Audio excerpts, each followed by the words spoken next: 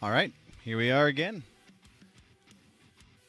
Live and doing the things, making sure all of the audio is working. We are apparently currently streaming on both YouTube and Twitch. Let's verify this real quick. Where is it? Right here.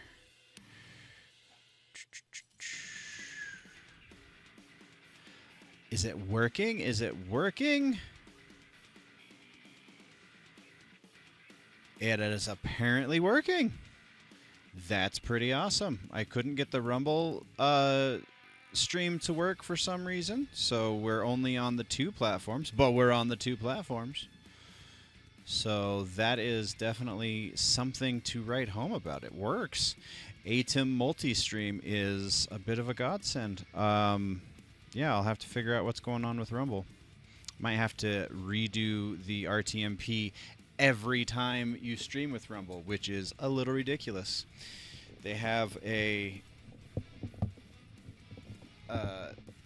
beta test for static stream keys, but it apparently just doesn't work, because that was one of the issues we had a couple weeks ago when we were streaming through Rumble. Is the static key didn't work, and the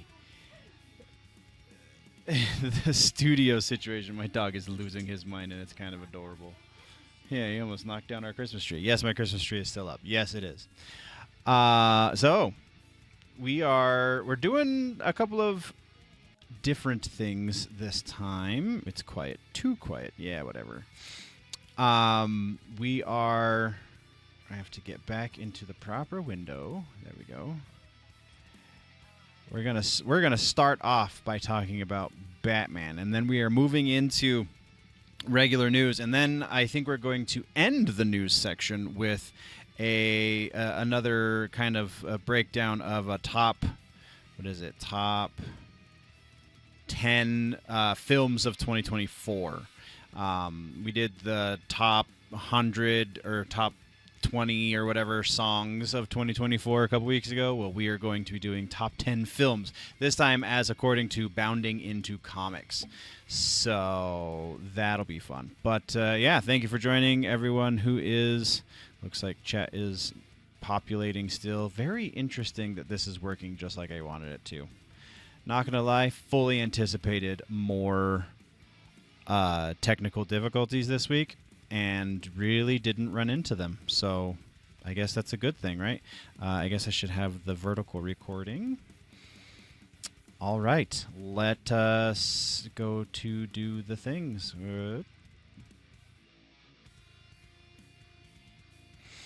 So there has been some stuff going on with the whole Pattinson situation. So let's kind of what I know, because I haven't read this article yet. Kind of like how I do reactions. I'll read the headline and oh, that'll be fun to talk about, and then we'll get it queued up. And sometimes it works off, and sometimes it doesn't, or works out rather. But so TLDR of what I know about the situation as it stands. The Robert Pattinson Batman. And this has not been a secret the whole time. Matt Reeves and Robert Pattinson, their Batman is not in the DCU. It is an Elseworlds story as far as the movies go. I didn't remember Muschietti being the director for the proper DCU Batman movie, but it's kind of irrelevant. James Gunn has said that there will be a different Batman in the DCU. In recent weeks, people have been rumor-mongering that is going to change, that James Gunn has seen the success of Matt Reeves and Robert Pattinson's movie and the hype for the next movie, and which has been pushed back to 2026 now. So he's seen the success of that and how the fans are really enjoying it, and wants to adapt it or change the plan, I guess is probably more appropriate, so that Pattinson is in the DCU, and that is the Batman for the DCU proper.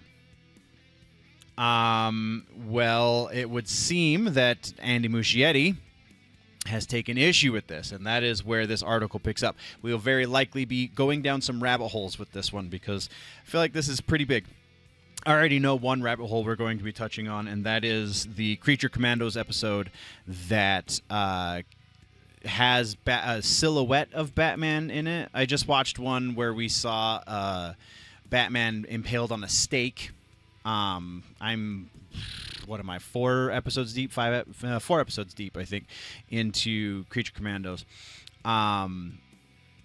So we'll touch on that because there's a big rumor around the silhouette from a cartoon. Yeah, because everyone looks exactly like they do in the real world as they're represented in a cartoon, especially when it comes to superhero movies.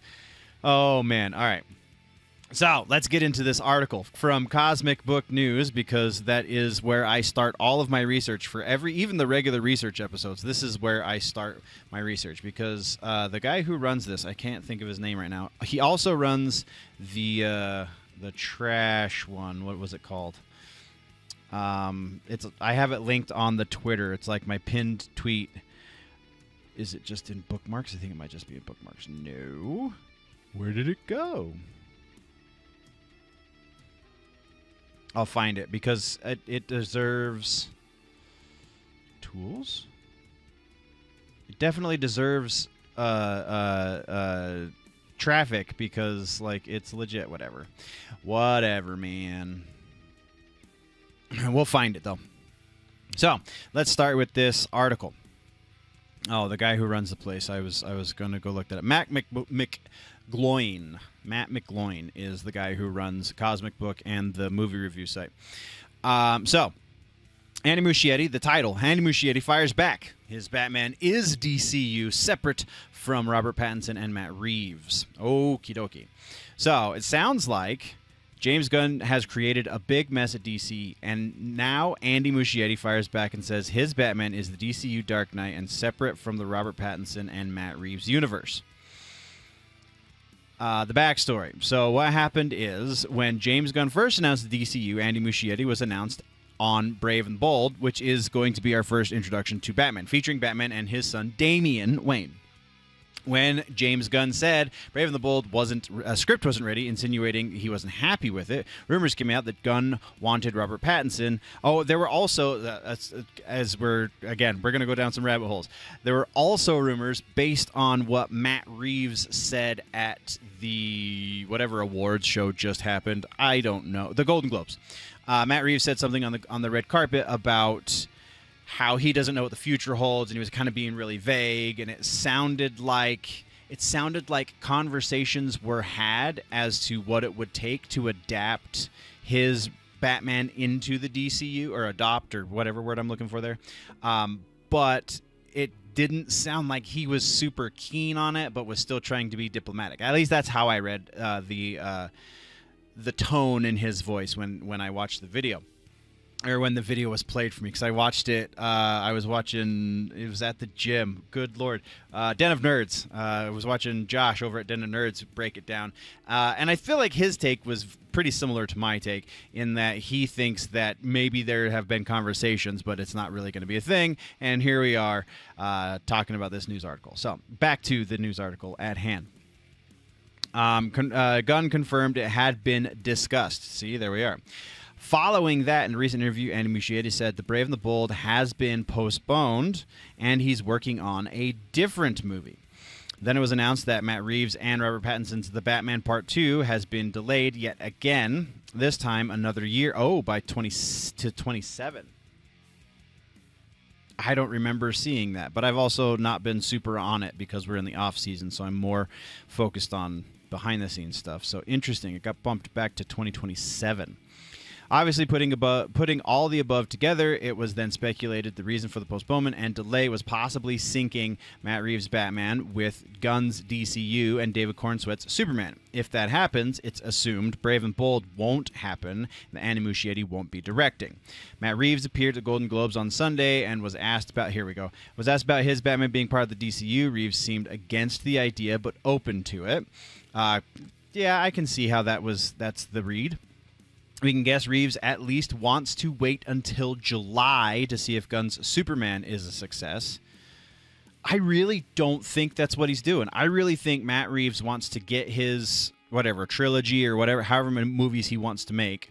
He wants to get that series of movies made. And Robert Pattinson also, I mean, he's an actor. He lives in Hollywood. Like, sure, he's going to just say yes to money because we saw even Joaquin Phoenix will bend to the right dollar amount. But we're still going to go on the assumption that he only wants to do this for however long he's contractually obligated to do it, because we heard about all the stuff from behind the scenes on the first movie, how he didn't want to work out and he had a different vision for how his Batman was going to look on screen and blah, blah, blah, blah, blah, blah, blah, all of the drama. So it sounds like Reeves wants to do his epic story. Pattinson wants to cash out. I don't see either of those two very key players signing on to join the DCU. It just doesn't make sense. So the article continues. Matt Reeves' Batman not part of the DCU, says Muschietti. Now, just yesterday, this article was written last week. So just yesterday, being a week ago, Andy Muschietti did another interview where he said he's still involved with Brave and the Bold. Muschietti actually said the reason for Brave and the Bold being postponed is that it doesn't get released, so that it doesn't get released at the same time as Matt Reeves' Batman Part 2. Here's what Muschietti told Radio TU as translated by, I'm assuming, Cosmic Book. There is a Batman that, as everyone knows, will belong in the new DCU. Matt Reeves' Batman is pretty clearly not part of this new universe. However, Warner and DC are continuing with the second part of Reeves' Batman. The second part, as everyone knows, has also been delayed to 2027 or something like that. Brave and the Bold will take some time before it comes out. It would be absurd to release two Batman movies at the same time. What DC is doing is working on a plan so that the two movies don't overlap. As for my participation in the movie, for now, there are good intentions. There are intentions. They want me to do it. I want to do it. I want to make the movie. Interesting. All right, so I mean, that touches on just about everything, but let me see if I can find, I'll do it off stream. I'm going to see if I can find that image, because, oh, come on, go faster. Let's get there faster, shall we? The image from Creature Commandos. We'll just Google it, I guess. Oh, shush. I can spell. That shows the silhouette of Batman. Batman in Creature Commandos. There we go. All right. So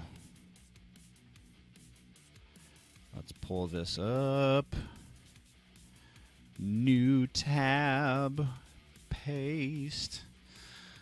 So this silhouette, hopefully this one's big enough. Open image. Where are you? Image in new tab. Oh, bite me.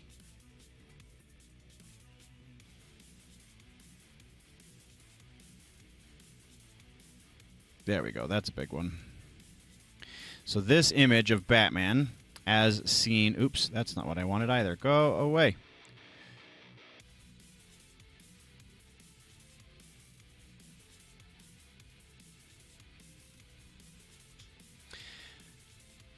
What'd you say, Pup? I didn't hear it. So this image of Batman, this silhouette, if you will, noticeably larger than the way Robert Pattinson was presented on screen in the Pattinson movies. The rumor is that because of the size of this guy, of this art. Hello, Chris. Glad you could join us, bud. Because of the way this Batman is drawn, that obviously this couldn't be the same Batman as Robert Pattinson. And yes, I agree, it's not going to be the same Batman as Robert Pattinson, but it still could be. This isn't definitive for any reason. If you watch Creature Commandos, the lady doing the voice of the bride doesn't look like that in real life either. It's just an absolutely ridiculous conclusion to draw if your whole idea is, well, we're trying to prove or disprove who's going to be playing Batman in the live-action version of the character in this new universe that they've created. Like, that's just absolutely absurd. There was something else I wanted to throw into this segment, but, like, seriously, that's absolutely ridiculous. I think we covered everything because we talked about Reeves. Yeah, I think we covered everything. So yeah, we will be seeing the Pattinson movies conclude very likely with the third one. I don't think I've heard any rumblings that it's going to go beyond 3. And then between 2 and 3 is when it sounds like the Muschietti Batman, a.k.a. Brave and Bold, will be coming out into theaters, and that will be the proper DCU Batman. We are going to meet this Batman as he is well into his career, because the Brave and the Bold story, which they're going to borrow from, obviously they're not just retelling the Brave and the Bold, but the story, in every instance I'm aware of anyway, takes place very well into Batman's career as a crime fighter, as a vigilante, if you will.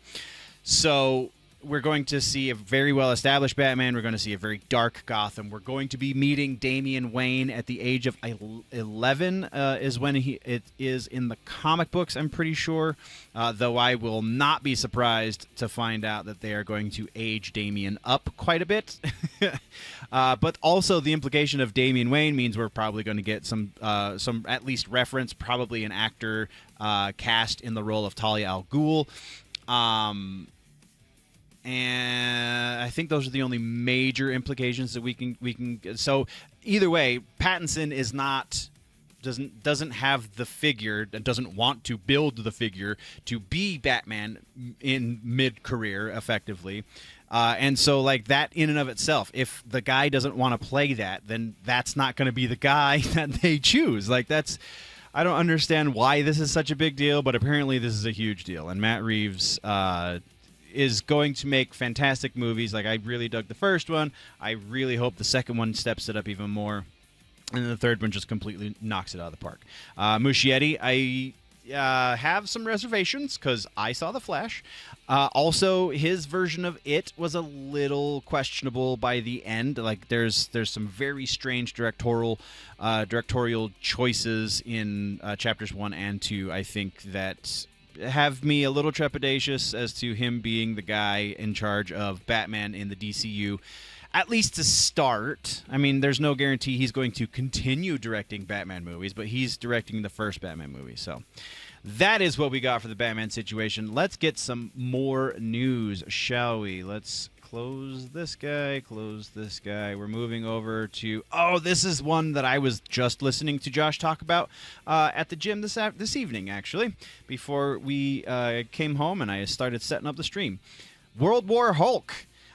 This is huge. I've actually, when I was setting up last week, I think I saw rumblings of this then, but we didn't talk about it in last week's stream because last week's stream was not necessarily a news stream. But yeah, World War Hulk is apparently getting adapted. Now, again, we're gonna read this, and there's a little bit of reservation here because some of these details seem a little bit too far out there, but we'll get there. Assuming that the Cosmic Matt at Cosmic Book has the same information that Josh at Den of Nerds has. So yeah, let's get into World War Hulk. Rumors are again swirling that Kevin Feige and Marvel Studios are thinking of a World War Hulk movie. I just lost my thing. There we go. What does the rumor say? The latest rumor comes via World of Real. Yes, that is the same source that Josh was quoting in his most recent video, who posted a few days ago that while things aren't considered official, the plan is to film World War Hulk later this year. And then I think, and we're probably going to get into this, but I think there is a February release date between Doomsday and Secret Wars. So that February release date between those two movies is not assigned a movie just yet. And so the rumor goes on to say that the World War Hulk movie, which will be, they'll plant the seeds in the new Cap movie that's coming out this year, Captain America, and then they'll set up a little bit of the early feeding structure into a World War Hulk with the Thunderbolts movie that comes also later this year, I'm pretty sure. I forget the exact release date on that one. And then by the time we hit Avengers Doomsday, that's when we'll be full on ready for World War Hulk, and then we'll get World War Hulk, which will be one of the lanes feeding into Avengers Secret Wars. So all very comic booky and interwoven, and if true, really, really cool. But let's continue with the article, shall we? It is claimed Mark Ruffalo will be back, and that Captain America Brave New World will set up World War Hulk. See, there we go, in the MCU. It's further said that Thunderbolts will connect. See, I could have just continued reading. Thunderbolts will connect things leading to the MCU's first solo Hulk movie. It's actually not confirmed that Ruffalo or the Hulk appears in either Captain America or Thunderbolts, so it's unclear how those flicks will be connecting the Hulk. But, of course, Harrison Ford is playing Red Hulk, but Ford isn't committed for Thunderbolts or any additional MCU appearances. Presumably, they're going to be killing Thaddeus Ross. Site also says, the site being World of Real, also says that Feige has reached out to numerous directors to helm World War Hulk, including George Miller, who actually has interest in reteaming with Chris Hemsworth on Thor 5. It was Chris Hemsworth who got the meeting. Yeah, this paragraph continues on and says, the site claims that Hemsworth set up the meeting between Miller and Feige, as Hemsworth worked with Miller recently on Furiosa.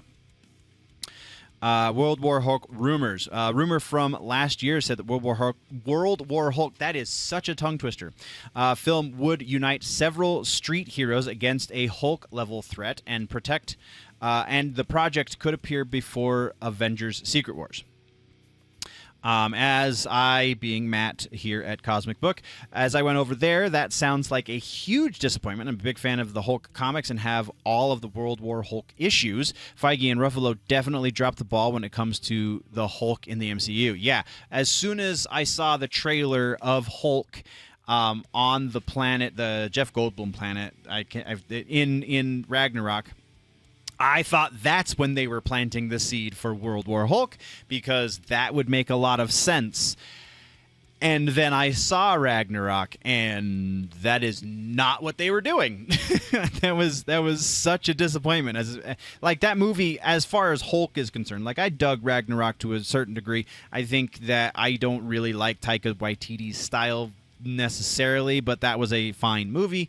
But, like, that was the worst decision to make with the Hulk. Like, leave him marooned for a while. Let's stop hearing Mark Ruffalo in the news. Like, stop giving him a reason to be relevant for a little while so he can, get his ego in check, and then bring him back with this amazing, epic Hulk story. And there's even like the Maestro Hulk is rumored here, but I don't know. We might get into that here too. Let's just continue reading, shall we? As I went over then that sounds like a huge disappointment. Big fan, blah, blah. We just read that. So in the comics, a group of Marvel heroes send the Hulk to space, which leads to Planet Hulk, which is not goofy at all. And I will concur with Matt here. It is absolutely one of the coolest Hulk stories. Start with Planet Hulk, read all the way through World War Hulk. It's pretty epic. While on Sakaar, it's such a dangerous planet that the Hulk can't turn into Banner. A new personality emerges, and it's the most badass version of Hulk ever. Ends up falling in love with... I have not heard this person's name out loud, so I'm going to not say it correctly, and I apologize. Kyera. Long story short, she gets destroyed by the same ship the Marvel heroes sent the Hulk away in. Hulk gets pissed... along with his war bond, heads back to Earth for revenge and to mess stuff up, which he does. Again, awesome story. There is an epic shot, because Hulk doesn't just ride in a ship. He rides on the nose of one of the ships going back to Earth because he's so pissed off he can't be inside. Oh, man, it is legitimately awesome. Instead, Feige's goofy-ass MCU made a joke of the Planet Hulk in Thor Ragnarok. Then we saw Ruffalo's goofy-ass Hulk return in She-Hulk. Yes, oh my god. Along with his goofy-ass son, Scar. In the comics, the son of Hulk is just as badass as his dad. Honestly, I don't know how they're going to do World War Hulk justice in the MCU. This is all conjecture that the author wanted to inject because... MCU. How the heck did Hulk even have a son in the MCU? He had the brain of a child, went on Sakaar. Oh, boy. He makes absolutely zero sense. He's going to fight street-level heroes. Yeah, I didn't even think about that. I was so preoccupied with the rest of why the She-Hulk series was no good that I didn't even think, like, where did this son come from? There's no reference as to who it is. Dude, that would be an epic interpretation of World War Hulk. Make it into a horror movie. That would be insane. Like, if we get a World War Hulk movie, that means they have to do some sort of Land of Hulk preamble, right? So, like, the first act of the movie could be the Land of Hulk. So, like, that being the setup, and then the story arcs in some sort of horror situation where, like, he just messes everything up and then comes back to Earth and then exacts revenge because he's pissed off. Like, yeah, that would be pretty epic. I mean, that's going to be a lot. There's so much setup required there. I really don't see that happening, but that would be really, really cool. I totally agree. So, yeah, that is our Hulk rumor. Let's get into, what did I have next? Recasting. We actually have another. Oh, I don't know if I actually found this one. Give me 2 seconds, guys. Give me 2 seconds. I have to see, because there's another recasting. Obviously, we're talking about Black Panther. Star Wars recasting. I can't think of the character's name. Balin. Where is this? Yeah, there it is. No, that's not it.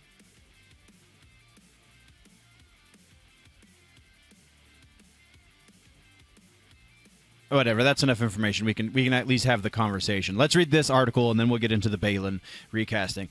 So, Black Panther, rumor is we're getting a recast Black Panther. It is claimed that Marvel is finally going to be recasting Black Panther for Avengers Doomsday, Avengers Secret Wars, and Black Panther 3, which is confirmed to be in development. I believe we talked about that in a previous live stream, or at least mentioned it. I could be wrong, though.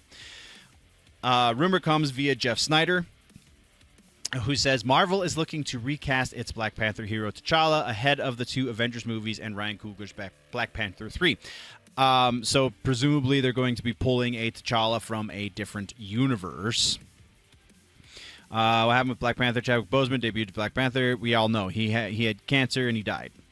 Very sad. Really sucks. I really dug him in that role. He was fantastic. So it sucks. Marvel went ahead with Black Panther Wakanda Forever and Letitia Wright as Shuri as the new Black Panther. The film failed to impress and made well under $1 billion, which is a weird benchmark that we must hit now in order to consider a superhero movie a success, but here we are. Fans have petitioned Marvel to recast. Chadwick Boseman, they're going to talk about his passing. What about recasting? Feige says not recasting. Following the death of Boseman, Feige said they will not be recasting when he announced Black Panther 2 back in December of 2020. Then it has the quote, because they're honoring Boseman's memory, insanely talented, blah, blah, blah. Feige says it's too soon to recast. Next, he says, with Black Panther 2 greenlit, fans are wondering if Marvel would ever recast. However, back in September of 2022, Kevin Feige, I think that was supposed to be Black Panther 3 right there. Kevin Feige reiterated it was too soon. As he told Empire Magazine at the time, it just felt like it was too much too soon to recast. Stan Lee always said that Marvel represents the world outside your window, and we had talked about how, as extraordinary and fantastical as our characters and stories are, there's a relatable and human element to everything we do. The world is processing the loss of Chad. And Ryan poured that into the story. The conversations were entirely about, yes, what do we do next, and how could the legacy of Chadwick and what he had done to help Wakanda and the Black Panther become these incredible, aspirational, iconic ideas continue. That's what it was all about. Marvel producer. Oh, that's right. I remember this one too. Producer Nate Moore, who recently announced be exiting Marvel, actually said fans wouldn't see T'Challa in the MCU ever again following the death of Chadwick Boseman. Goes on to quote him, Boseman's family supports recasting of Black Panther. This is where this gets really interesting. However, back in December of 2021, responding to a petition from fans to recast, Boseman's brother did support the recasting of Black Panther. Derek Boseman told TMZ at the time that Chadwick would want the role recast. It tells TMZ, yes, he does think T'Challa needs to live on in the Black Panther franchise, and if that means tapping another actor to portray the King of Wakanda, the role Chadwick made famous and legendary, then so be it. And then much more there. Black Panther 3, what we know so far is that we have cast Denzel Washington, and Ryan Coogler is back to direct. That's basically it. But we are still a little ways out, so yeah, that it kind of makes sense. But so the other recasting, I'm gonna have to refresh my memory on it's Balin, but who is the actor's name? Let's pull it up on Wikipedia. Star Wars Ahsoka. There it is. So the actor who plays Balin, where is it? Ray Stevenson. What? It's in the wiki already. Ooh. Interesting. So Ray Stevenson, again, tragically passed, played Balin in season 1. And we are, I should pull this up so that you guys can see it too. I apologize. Let's do that. Where are we? We're going here. We're going there. We're doing the thing. So, hi, Side Note Gaming. What's going on? Welcome to the conversation.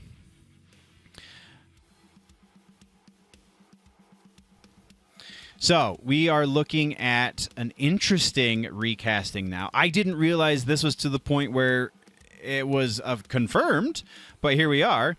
So we have... I just lost my place. Where the hell are we? Ray Stevenson, right there. That's Ray Stevenson, the man, the myth, the legend. Ray Stevenson played him in season 1, Balin Skull. Apparently, Rory McCann is going to be playing him in season 2. Now, that name might not sound familiar because you know him much more readily as the Hound from Game of Thrones. He played Sandor Clegane, rather, and was one of the best reasons, one of the only reasons to watch the last 2 seasons, but one of the best reasons to watch the entire series because his character arc is so compelling. It was one of the only things I feel like they really, really did well throughout the entire life of that series. He's also a pretty damn good actor, so super stoked for this. Let's see if I can find it. There is someone made a comparison shot. Let's see if I can find it of the 2 of them together. So I'm gonna do a little copy paste because I suck with people's names. Rory McCann. Oh, come on. Copy. Ahsoka. And I already forgot Ray Stevenson. ADD is fun. Yes, Ray Stevenson. Ray Stevenson. Come on, fingers, follow. Images. There we go. That's what we want. THR. Oh, the Hollywood Reporter is. Ooh, this is a lot bigger than I thought it was. This is pretty dope. Let's go. Let's go, let's go. We're going to read this article now because, yes, please. Game of Thrones actor Rory McCann replacing late Ray Stevenson for Ahsoka Season 2. There is a picture somewhere. Come on, render the damn picture. Oh, good Lord. Really? Do I really have to do this? Let's do it. All right, that's fine.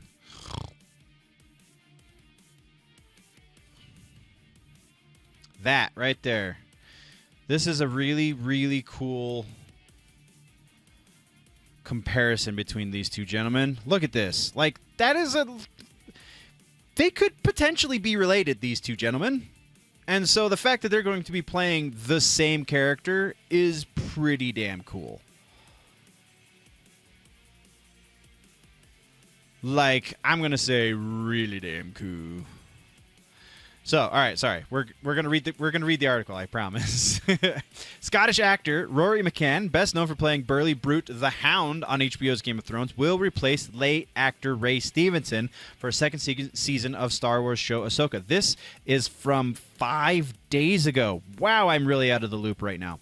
Stevenson played the hulking former Jedi known as Balon Skull in the Disney Plus series. He did an amazing job, too. I really, really liked that character so much, largely because of his performance.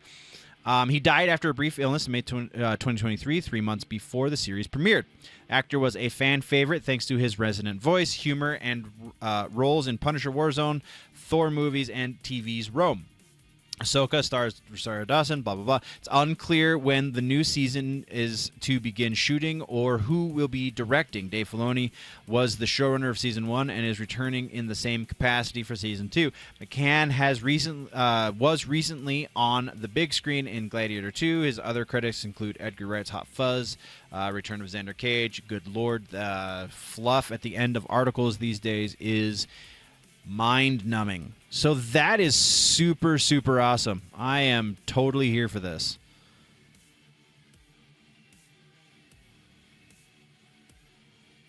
All right. So let's do this. Let's continue on. We have a little bit of Warhammer update. Warhammer 40K series with I hate the formatting that they have. Series with Henry Cavill officially enters development at Amazon. We've talked about this a number of times on the channel proper as well. So, yeah, let's read the update. Followers of the Emperor rejoice, while heretics drown in sorrow. For the Emperor, it has been confirmed that Amazon MGM Studios has officially moved forward with the Warhammer 40K television series, featuring Henry Cavill as its star and executive producer. Marks a major step in the creation of a cinematic universe based on the Games Workshop's legendary tabletop game. Cavill, a lifelong fan of the franchise, is set to bring the sprawling universe to life, combining his passion for the lore and with his acting and production expertise. But there are some worries. Fans such as myself, being the author of this article, who is listed somewhere, surely. Jorge Arenas. Where did I leave off?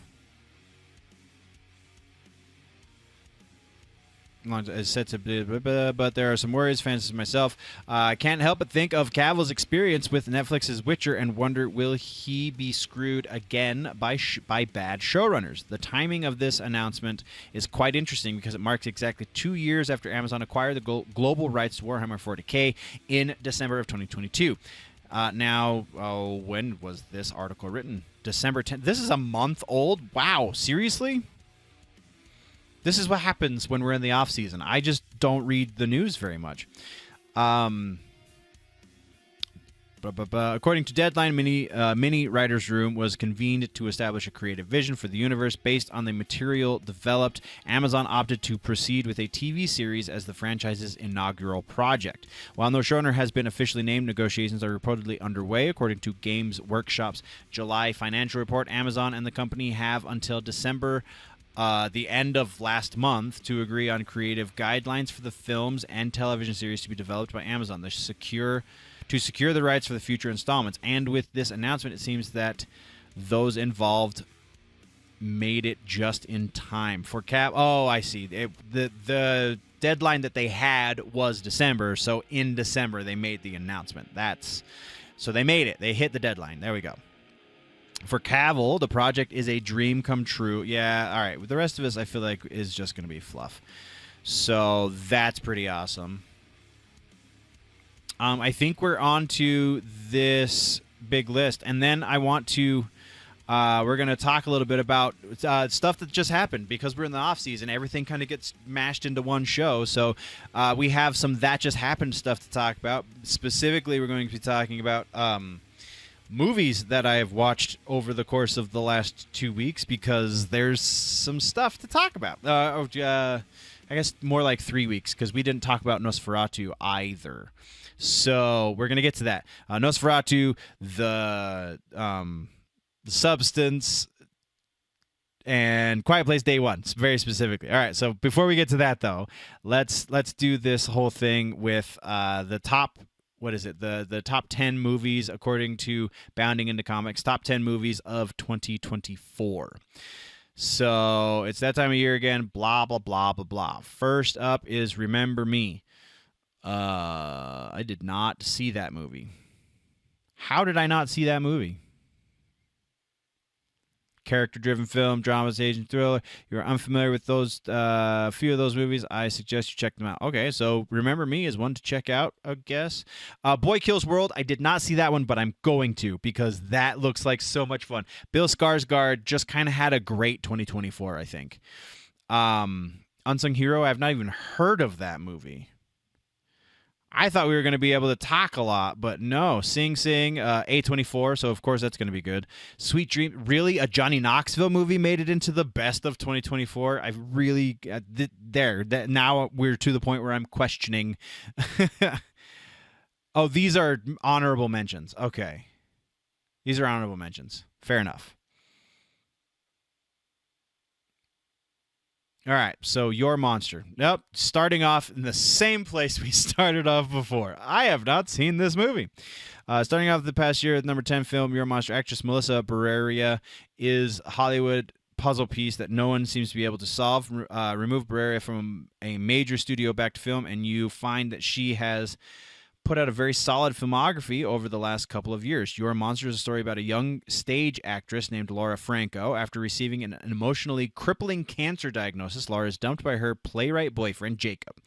Laura is emotionally devastated and proceeds to spend the next few weeks crying in her apartment while distancing herself from the world. Bible verse that says, it's better to dwell in the wilderness than with contentious and angry woman. Your Monster is a perfect representation of that very problem, as the film is an emotional roller coaster of the life of a woman who can't seem to pull it together. Huh. All right. Sure. Trailer for your monster. Great. Late bloomers. Oh, this one I remember seeing trailers for because it's yeah, Karen Gillan.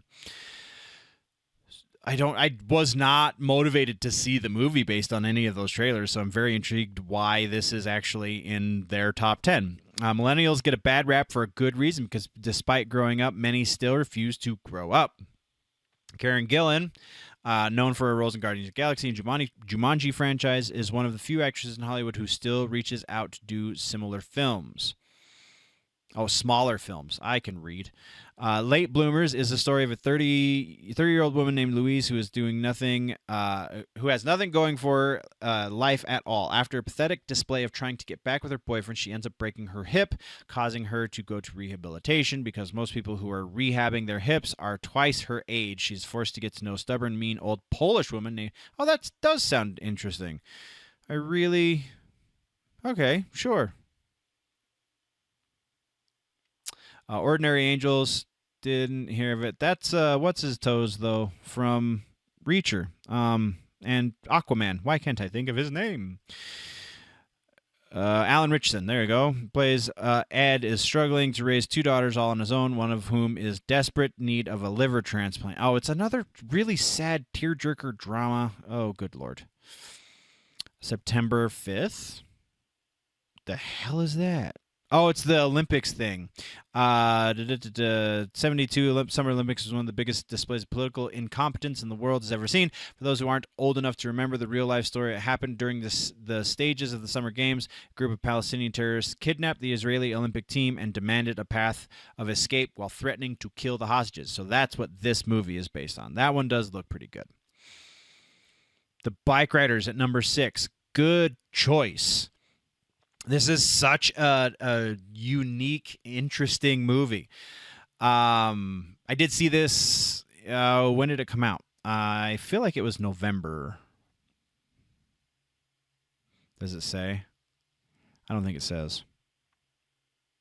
But yeah, this is such an extreme. So Tom Hardy is always a win. I'm starting to learn that Austin Butler is also kind of always a win. And then you've got Norman Reedus. This is Norman Reedus. In spite of how it looks, that is absolutely Norman Reedus. A really, really kind of quirky drama about a real-life bike club that started back in the 50s, 60s, and 70s, apparently. Film... Time we're back to American culture in the Midwest during the 60s and 70s, and the cinematography of the movie does a great job of making the setting look like another world when compared to today. It absolutely does. The cinematography in this movie is beautiful. Tom Hardy plays Johnny, the president and founder of the club, who got the idea from watching old 50s television show of creating a biker gang of his own. Early promotion of the movie, blah, blah, blah. That is legitimate. I would say if you haven't seen Bike Riders, watch it. It's on Prime right now, I do believe. Hijack 1971. Again, another movie that I did not see. To be fair, these guys have a weird, weird taste in movies. Like reading some of their reviews, it's like, I don't know. Yeah, okay, skipping that one. Kill. It looks like it's an Indian movie. Yeah, India has given us blah, blah, blah. That's why I didn't see it. Juror number 2. What? With J.K. Simmons? What is this? Everybody hates jury duty, but imagine being a part of a trial for a crime that you committed. Oh, yeah. Okay, I do remember the trailers for this. Nicholas Hoult plays Justin Kemp, a recovering alcoholic who just got called in for jury duty. The case about a woman who got into a public altercation with a boyfriend at a bar and afterward was found murdered and left in a ditch near a bridge where the altercation took place. Huh, interesting. Officer Black Belt. This one looks like it's from Korea. When it comes to genre of black comedy, the way that Hollywood presents the genre is by making light of horrific situations such as death and sexual assault. In Hollywood's eyes, comedy comes from making light of serious situations to the point it feels like they're going out of their way to either belittle them or reveal their evil nature. Officer Black Belt is the story of a young man named Lee Jung-do who helps a probation officer named Kim Sun-min capture a violent offender in the neighborhood, and Kim decides to recommend Lee for a job within the force. Officer Black Belt is a brilliant film. Interesting. Buddy cop thing from South Korea, perhaps. Harbin. There's so many. Were there no good American movies or what? Yeah, that was kind of a bust. I kind of half anticipated that was going to be the case, but yeah. So feel free to chime in, Chris, whenever. But so Nosferatu, if you haven't heard the hype at this point, I feel like you probably live under a rock. Nosferatu came out on Christmas Day. I saw it on Christmas Day. I was blown away on Christmas Day. Yeah, the just how to comparing this to Dracula, right? Comparing this to the Keanu Reeves. Oh my God, I'm gonna blank all of the names of the actors in Dracula. Winona Ryder. I can see all their faces. Oh, good Lord. Dracula 90. Where is it? Not 2000. Dracula Untold, Dracula the TV series. All of these are not terrible, but not what I'm looking for. Oh, because it's Bram Stoker's Dracula, isn't it? Bram. There it is. 92 film. That's what we're looking for.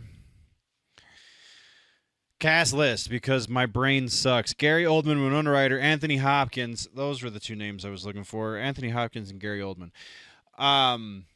Comparing Nosferatu to Dracula, I mean, you have to, because that's where Nosferatu comes from.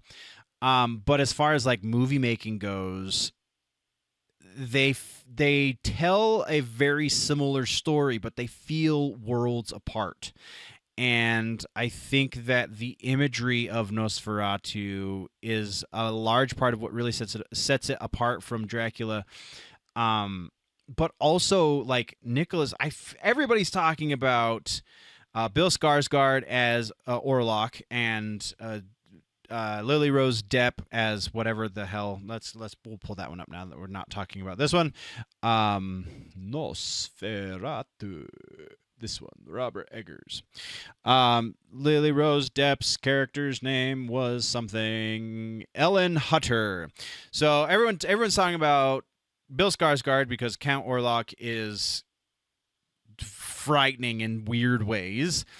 Lily Rose Depp because she's Johnny Depp's daughter, and she's kind of the most pivotal character in the story, though I don't know that she gets really a story arc, which is interesting.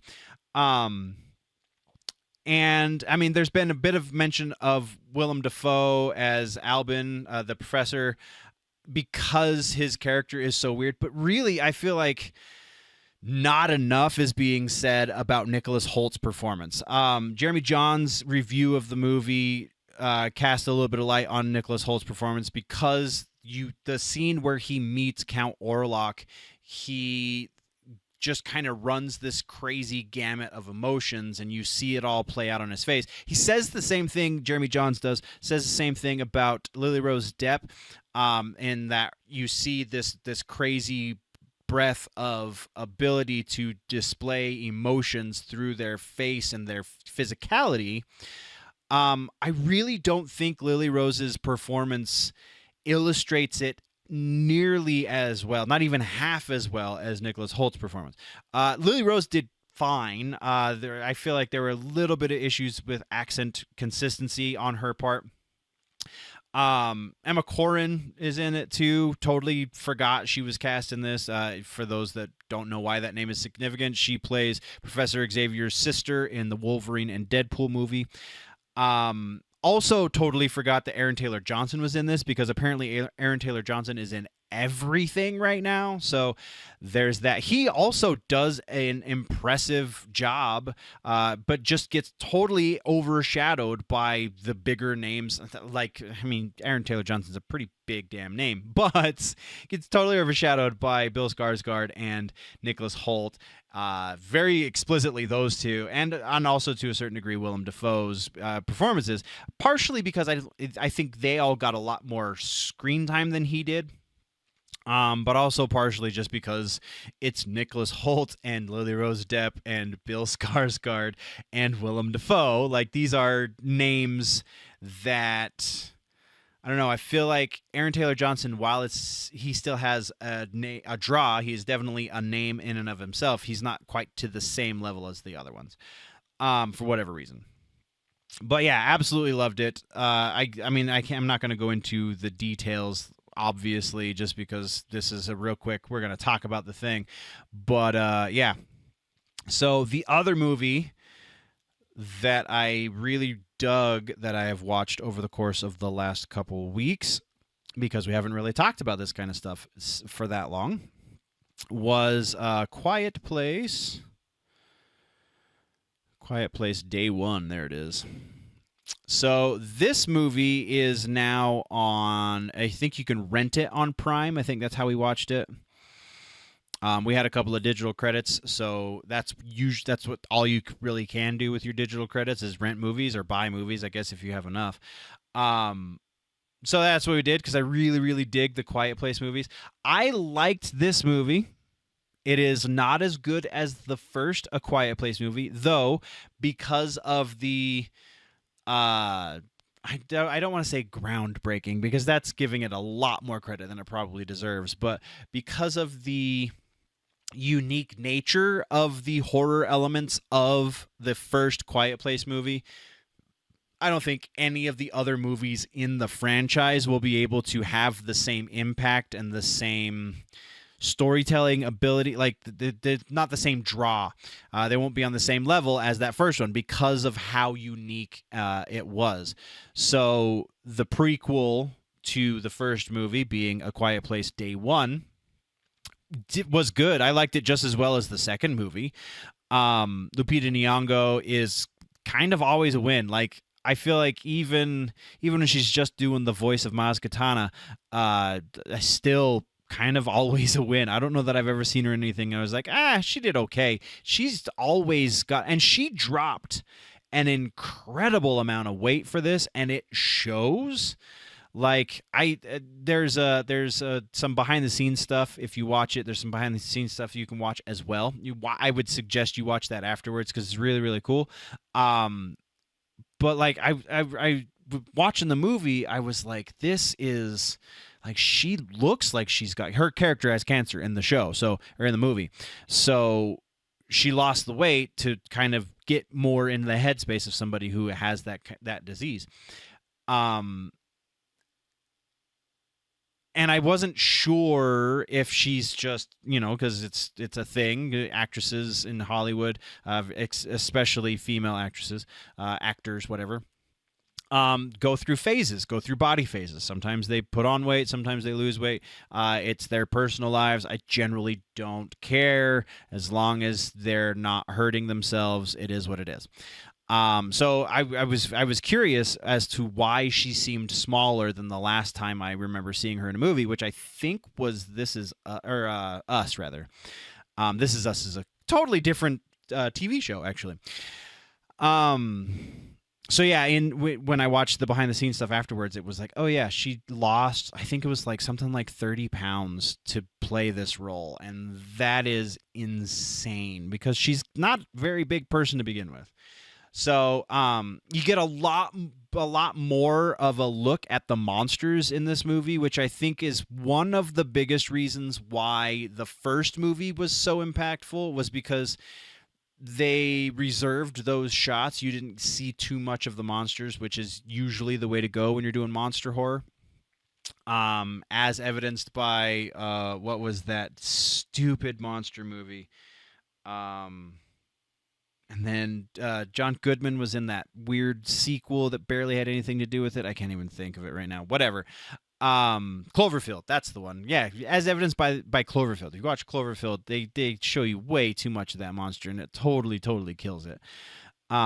So in Quiet Place Day One, you see a lot of the monsters, but I think it works on a different level. Like, obviously, being intimately familiar with the monsters' faces kind of lessens the impact of when you see them, because you see them a lot. But it shows you the way these creatures interact with one another, because you see so many of them. It shows you the way these creatures kind of interact with their environment a lot more, because you see so many of them. In the first movie, I think you see one creature with any sort of significance, and in the second movie, you get a little bit more. But the first movie, there is a significant, and then second movie, you see a glimpse of Day One in the area of the world that those people live in, which I can't remember off the top of my head right now either. But Day One, Quiet Place Day One, the movie takes place in New York City, and yeah, is definitely worth a watch. Like, absolutely worth a watch. If you have a couple of credits queued up on your Amazon Prime digital credits, this is for sure worth a rent.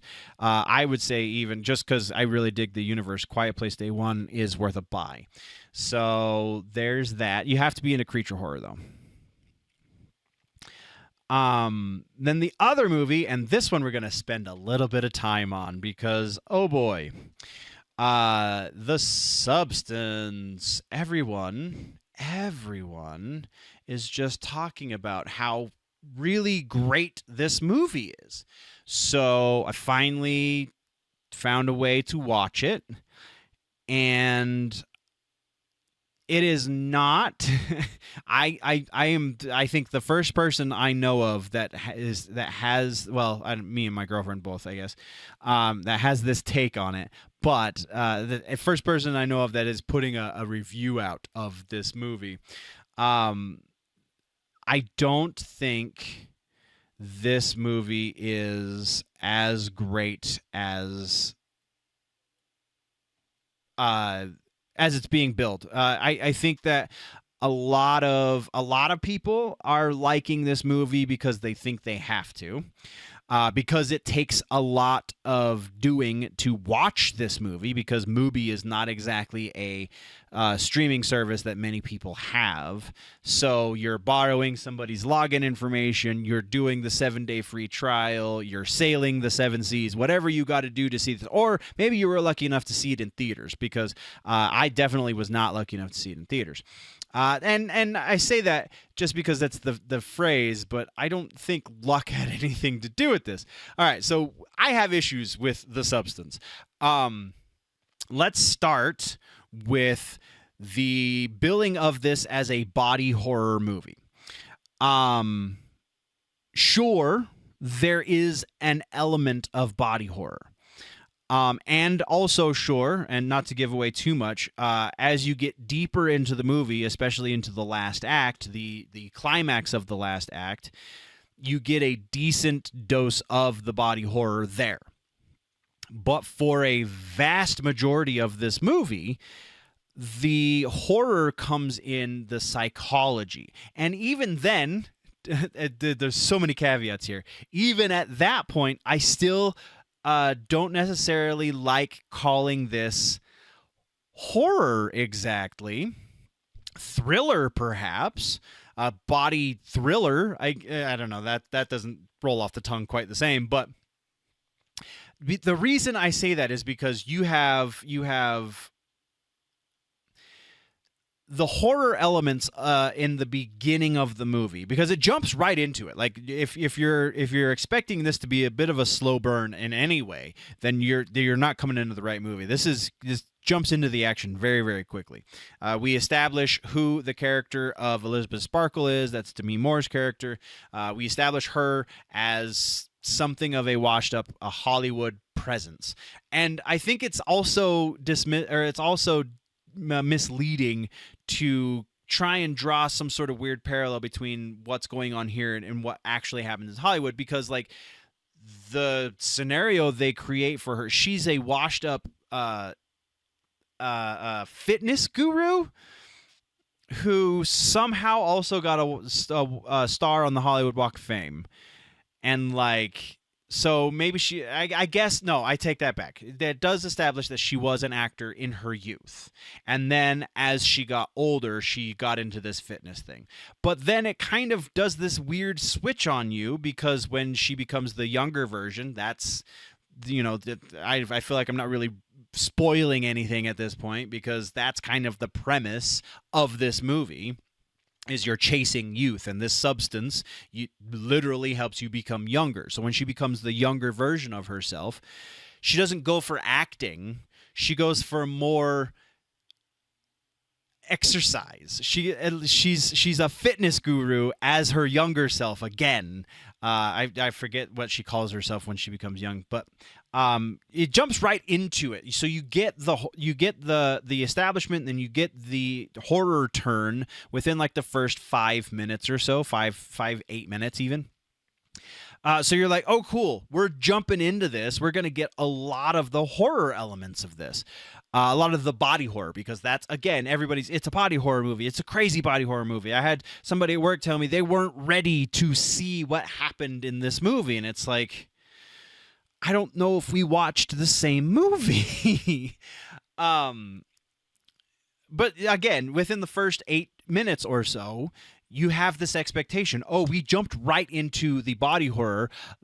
Let's see where this goes. Like, it definitely hooks you super, super well.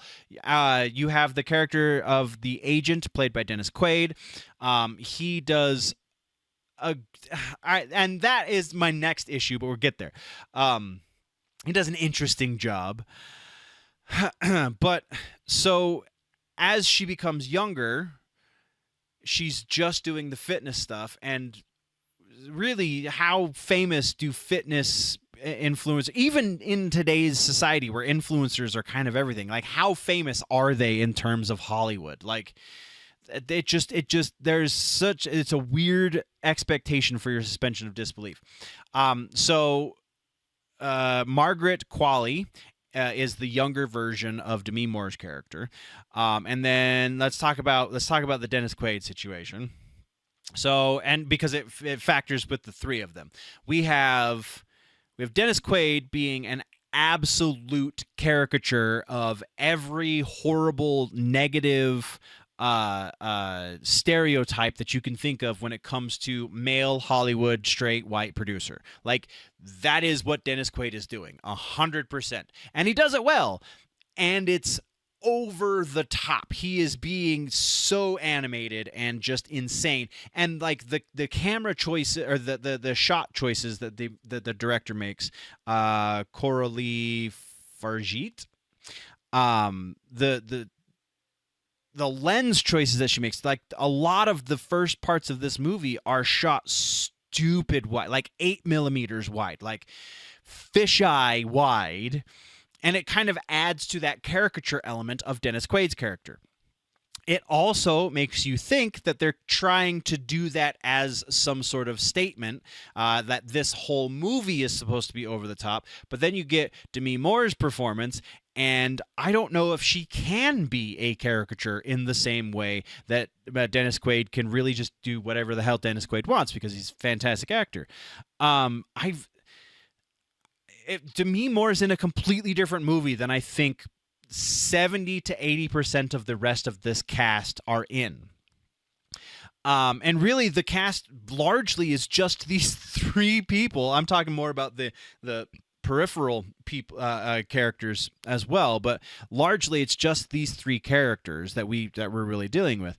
And then Margaret Qualley, her performance is, I think, still playing into, because obviously Dennis Quaid is there for comic relief. Like, he's there to be ridiculous and like, oh my God, what is this guy saying? What is this guy doing?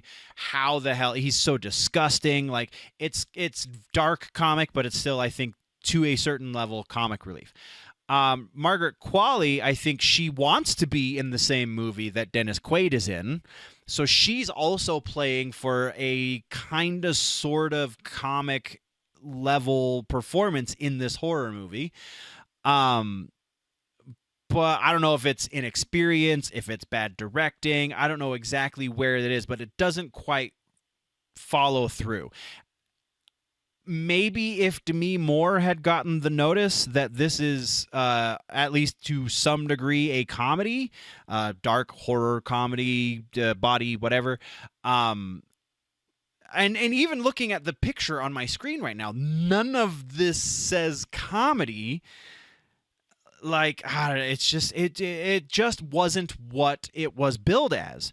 There is the interplay between the old version of Demi Moore's character, Elizabeth Sparkle, old version of the character, young version of the character. There's that interplay.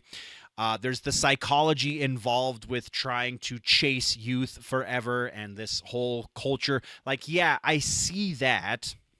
I feel like a lot of the points that the director's trying to make fall a little flat, but I see what she's trying for, and it's very obvious that she's trying to make something deep, even if she's not really succeeding very well. Like, it's the context is there.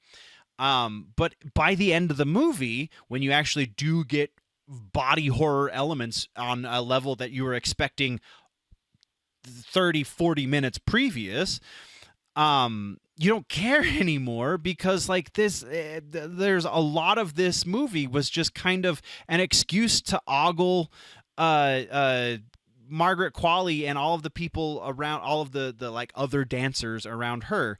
Like, it's the weird the male gaze, the weird argument against the male gaze, and how that conflicts with a modern interpretation of female empowerment. Because I did not see anything empowering about 90% of the male gazy things that Margaret Qualley was doing. Some of the stuff didn't feel as male gazy, and I really hate using that as a term, but here we are.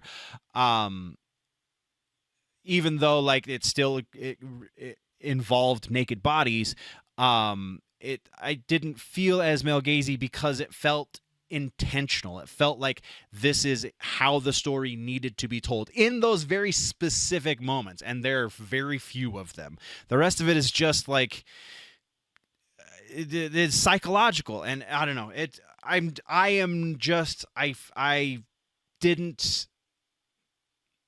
didn't like it. I understood what was going on. So anyone who comments on this afterwards that just says you just didn't understand it, no, I fully understood what they were trying for. I fully understood what they billed this movie as, and those two things are not compatible. They're not the same. So, like, it was entertaining. I'm not saying I hated it. I'm just saying I didn't really enjoy it. It was not a horror. You want to see really, really good body horror. You want to see insane, like, going to haunt your dreams for the next 3 months style body horror. Go watch Color Out of Space with Nicolas Cage. That movie will mess your brain up. This movie, it will be something to watch for in about 90 minutes. Like that's the best I can do for suggesting to see The Substance. Oh, now that I've gone on a what was that, like a 20-minute rant. Yeah, I have dinner to eat, and then we will be back. I'll try and shove it in my face real quick.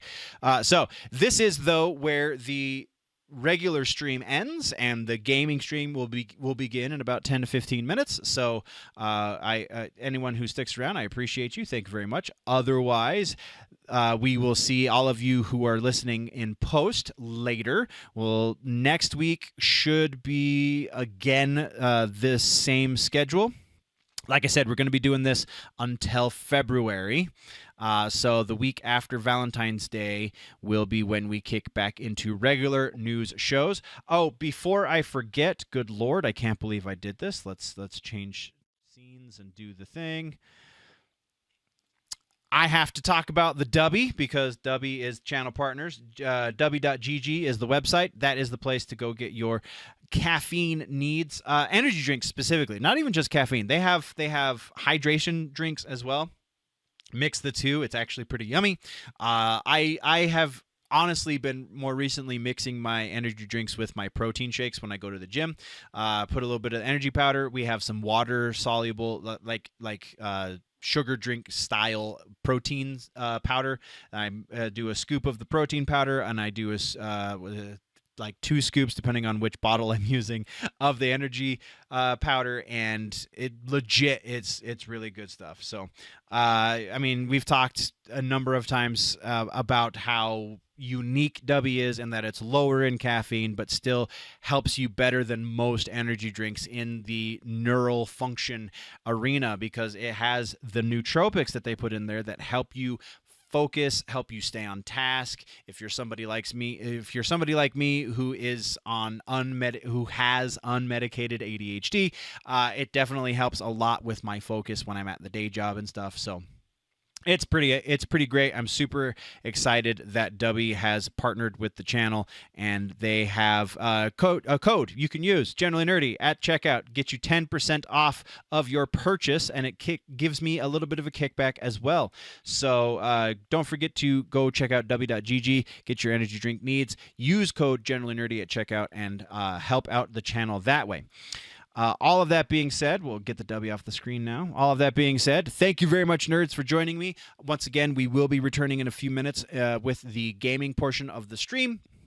And until then, thank you. We'll see you in the next one. Before we go, always remember that if it's generally nerdy, it's probably here.